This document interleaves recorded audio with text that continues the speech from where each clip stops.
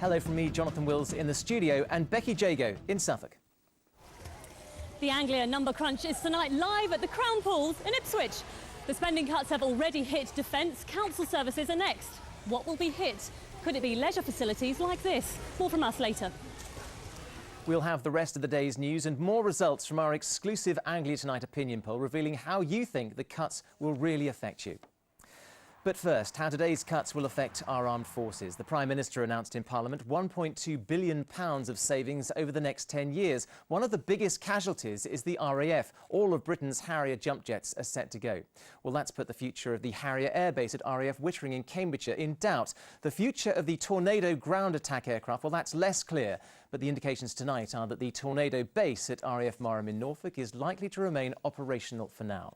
It's not just the RAF left battle-scarred, though. More than 7,000 army jobs are being axed. No definite decisions have yet been made about which military bases will go, but the biggest loser in today's announcement seems to be RAF Wittering near Peterborough. In a moment, we're going to hear from our political correspondent, Matthew Hudson, who's in Westminster for us tonight. But first, we can join Neil Bradford outside of RAF Wittering. Neil, with all the Harriers set to go, I presume it's a fairly gloomy atmosphere there tonight.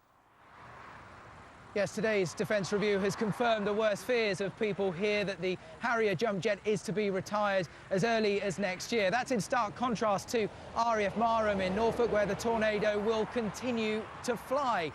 There are many questions, though, that this Defence Review has failed to answer. Two very different outcomes for two bases which began their history in the First World War. They may share a similar history, but RAF Wittering and RAF Marham now face very different futures. The government's confirmed the Tornado will remain flying, which should be good news for Marham. But the Harrier jump jets at Wittering in Cambridgeshire will be retired. No one knows what will happen to the airbase. In the nearby town of Stamford in Lincolnshire, it's a cause for great concern. Most of the residents here have got some connection somewhere in their family of people who've worked there or got close connections, so it would really be a great blow. You get like families come and live here.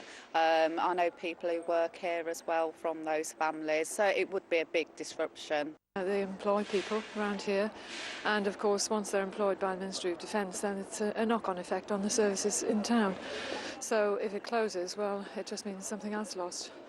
Over the years, local estate agent Paul Johnson has benefited from the constant flow of RAF personnel and civilian staff. If the base is to close or even downsize, it would hit his profits. I've been in Stamford for quite a few years and have sold a lot of property to and we also rent quite a lot up there, so it is a significant part of our business. So yes, it is something that would have an impact if suddenly that trade were to disappear. In Norfolk, the mood was a little more upbeat. RAF Marham is home to half the UK's Tornado fleet. The decision to favour this jet over the Harrier appears for the moment to have secured the base's future. Good news for Marham Junior School, which is entirely dependent on the RAF base. The school has about 150 children in it. Of those 150, 120 or thereabouts are RAF children. So the base and RAF is very important to the school. For those with a personal connection to the Harrier, today's news is heart-wrenching. But Falklands and Iraq veteran Pablo Mason is realistic about the future of the planes he once flew. In many ways, we've simply got to cut our cloth accordingly. It's no use trying to enjoy a champagne lifestyle when you've only got a lemonade income. This Harrier pilot challenged the Prime Minister during a briefing for defence staff. So I'm a Harrier pilot. I've flown 140 odd missions in Afghanistan, and I'm now potentially facing unemployment. How am I supposed to feel about that, please, sir? Well, first of all, can I thank you for everything you've done for our country and everything the Harriers have done over an incredibly long period of time. But we do have to make decisions for the future. And the military advice is pretty clear that when we have to make difficult decisions, it is right to keep the Typhoon as our principal ground attack aircraft working in Afghanistan at the moment, and it's right to retire the Harrier. Defence analysts have been studying the small print of today's announcement. Well, there are a lot of things still to be discussed. We know that the RAF Kinloss up in Scotland is going to be closed, but we don't know about Cottesmore, about Wittering and about Marham, because the Harrier force is going and a substantial part of the Tornado force is going, and there have to be base closures. But that doesn't mean to say that the bases themselves will be closed, because the army is coming back from Germany. So instead of having RAF Marham, it might become the Marham Barracks. The Defence Review may have cleared up many uncertainties about the future of the armed forces in our region, but in doing so, it has posed even more questions that have yet to be answered.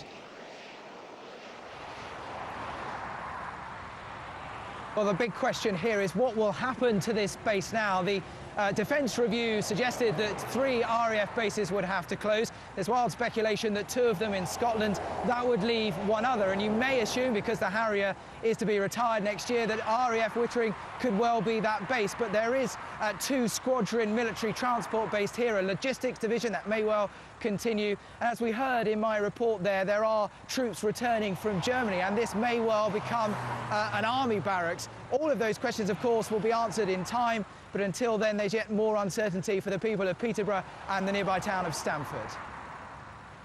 Indeed for that. Right, let's head from Wittering to Westminster now. We can join our political correspondent Matthew Hudson, who is there for us tonight.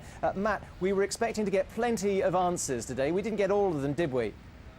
No, we didn't, and we won't be getting them today. Just a few minutes ago, I spoke to the Defence Minister, Nick Harvey, and I asked him outright whether the government had actually decided which 3 RAF bases were to close. He was absolutely adamant that they had not. He said no decision had been taken about Wittering or Marham, and that all options were still open. They could remain largely as they are. Obviously, without Harriers in Wittering's case, their role could be changed. They could indeed close. He said if that was the best option, then people would have to accept that that is what would happen. Well, Matt, one thing we do know is that the Harriers will be going. Do we know where they're going to go? No, we don't. There's very little resale value in them. Experts tell me that the skills needed to fly them are simply too great for most air forces, so expect to see some in museums, some outside RAF bases, some scrapped, and perhaps a few sold. All right, Matt, thank you very much indeed for that. Well, defence cuts announced today. The rest of the cuts will be announced tomorrow. What will go and what will survive? Well, Becky Jago's in Ipswich tonight with the Anglia number crunch. Becky.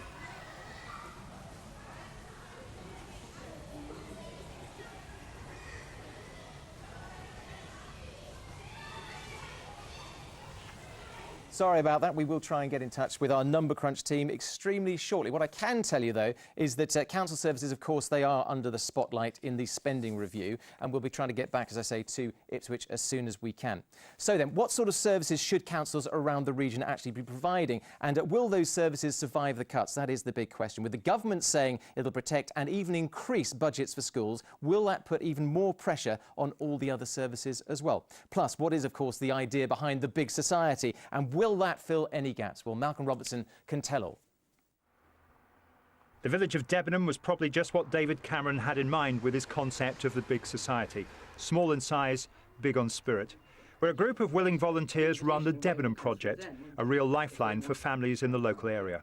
Yes, very often a primary carer has other members in the family who actually don't understand what is going on. When Suffolk County Council made its controversial decision to outsource just about all its services, the Debenham Project was held up as a way forward, a model for others. Community care, go into their community hall, have activities, get taken on trips. They don't come anywhere near us. So there is a community looking after elderly people with dementia. There are hard-nosed political reasons for advocating such schemes, people doing things for free. Those who run the project rail against the suggestion it's about saving money and say it was set up long before the big society was ever mentioned. It was there to improve the life and support for carers and those they care for. But in the long term, it may well save money, but wasn't intended to be that. But we do believe that it is a model that can be used by other communities. The need to make big financial savings could have a serious impact on services like this. A day centre for elderly people run by Age Concern in Northampton. In the last 5 years, council funding's halved. They're vital services in that they are life-saving services. If people are left isolated at home alone, they'll often fall into depression, and it's a vicious cycle that drives people down, drives people into hospital, drives people into residential care and nursing care. It's a miserable existence for those people and costs the country huge amounts of money. It's the sort of service the council says it wants to protect. We ran a campaign called You Choose, where we asked the public what they felt were our priorities, and they told us they want us to look after the vulnerable, and that's exactly what we're going to do. But many services will fall by the wayside with the loss of thousands of council jobs.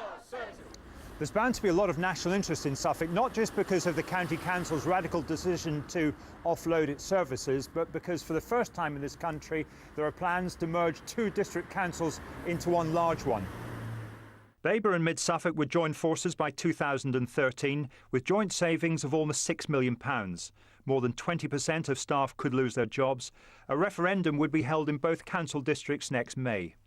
We've got to make huge savings, and how do you make them in a small council? You're much better off going with another council with similar issues, rural communities the same as we have, the towns, the market towns that they have. We have a lot in common with them. I stress local. Where I live in Great Cornard, I look out over Essex, but this district would go all the way to the Norfolk border, and I don't think that qualifies as a local authority. Stephen Baker is one of the few chief executives in charge of 2 councils, Suffolk Coastal and to the north Waveney. Several senior managers have gone, and although there are no plans for a merger here, they could yet be in the same boat. Be in no doubt we will have to do things differently. We are doing everything we can to maintain services as members want them delivered, and indeed as the communities want them to be delivered. But in doing things differently, yes, we will have to perhaps sometimes change staffing arrangements, reduce staffing, and, as I say, deliver services in a different way. Things will look different for a lot of people. How different? We're about to find out. Malcolm Robertson, Anglia News. Well, let's head back to our number crunch team now in Ipswich. A little earlier, I think a bit of water got into the cistern there from the Crown Pools. But let's head back now to Becky. Becky. Yes, we've had everything thrown at us today, including a power cut. So hopefully we'll stay with you for the rest of the programme. Now we're joined by our current affairs editor, David Hughes. Now we've been polling people in the Anglia region, listening to what you have to say about the cuts. What have they been saying? Yeah, absolutely. A YouGov poll, 600 people across the Anglia region. We've been crunching all those numbers. They've been telling us how they might change their own spending habits. But we also asked about public services and who should run them. Now, we saw in Malcolm's packages that some councils are already outsourcing their services, either whole departments or little bits of departments. So we asked you whether you agreed with that.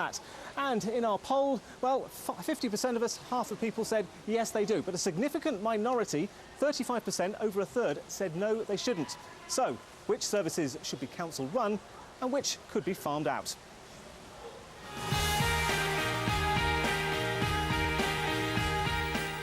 In the YouGov poll, we asked about various types of services and whether they should be run by government and councils or by private companies and voluntary groups.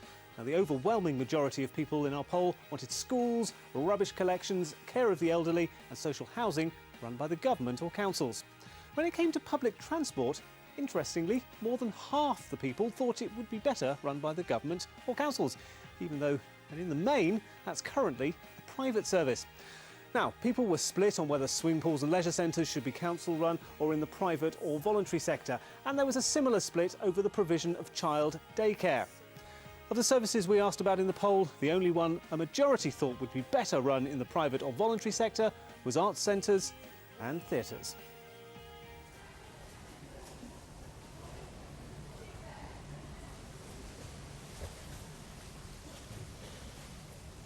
Go to the op. Right, apologies for one more. We've got a bit of problem down on our line. Do bear with us this evening, but we are certainly going to be trying to see if we can resolve it. I think, bear with us, I think we can head back to the number crunch team again. There we are. And pulling the belt in, places like this, swimming pools, do have to go. Crown Pools is a necessity, it's not a luxury. We're halfway through a £4 million improvement programme here, showing our confidence in Crown Pools and our commitment to sport and culture in the town. We hope, no matter where the announcements go tomorrow, that people won't actually see much of a difference in culture and sporting activity in Ipswich, and the people of Ipswich won't notice that any change at all or any cut. I think we might have missed the beginning of your answer there. I'm actually speaking to Andrew Cann, who's from Ipswich Borough Council. He's a Liberal Democrat councillor. It's actually a coalition council, and you've been in coalition with the Conservatives a lot longer than the coalition government. So how is the council shaped up for the cuts that are ahead? Well, we've been in power for 6 years now. We think we're quite well prepared, and also we've been specifically preparing for 3 years for this. Everybody knew this train wreck was going to come, that the deficit needs to be handled, and we think not just with culture but with everything else that we do that we're very well prepared so that people don't notice much difference in Ipswich. But what we've heard so far, the defence cuts not quite as deep as had been feared. Other services look like they might have to be cut even more, like council houses, perhaps cut by half. It is going to be carnage, isn't it? Well, we've got to see what the announcements are tomorrow, but as I said, we've been working with our partners to ensure that the impact on people is minor, and in some ways we actually think we're going to be improving services still. Councillor Cann, thank you very much indeed. Back to you, Becky. And don't forget, we want your thoughts on council services and those defence cuts too. Still to come, with more advice on how to cope with the cuts from our personal finance expert, Michelle Slade. First, more of the day's